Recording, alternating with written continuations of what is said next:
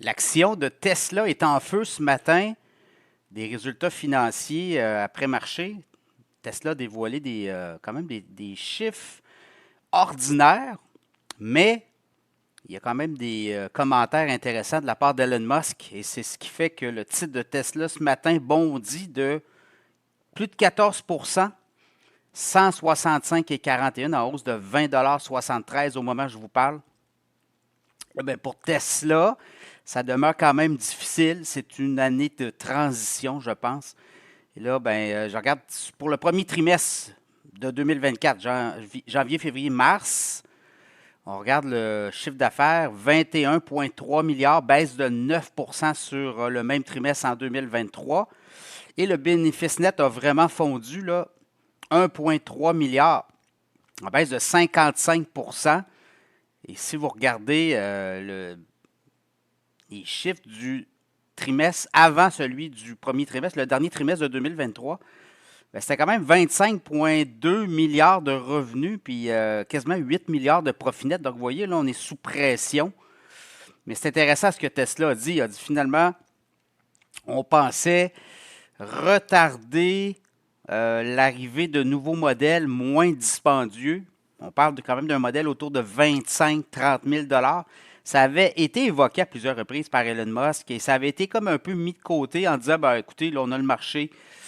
Mais là, la compétition arrive. Autre chose, ben, les gens ont moins d'argent aussi en raison de l'inflation qui est plus forte dans certains pays. Et on le voit, le coût des hypothèques, ben, c'est beaucoup plus élevé. Donc, ça laisse moins d'argent dans les poches. Les gens font quand même le constat qu'une voiture Tesla à 60 000, 65 000, ben, il y a peut-être d'autres choses dans la vie. Et là, ben, on nous dit qu'on pourrait lancer un modèle 2 fin 2024, début 2025. On pourrait partir en série, en production dans les usines de Tesla. Donc ça a donné comme de la musique aux oreilles des analystes. On dit que le prix moyen d'une Tesla actuellement, tout modèle confondu, il y en a de toutes les sortes, là, c'est environ 42 000, 43 000 US. Donc en canadien, c'est pas mal plus cher, même que c'était 46 000 l'an dernier.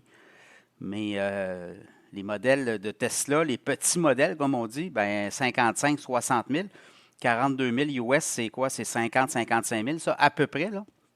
Donc, on est là.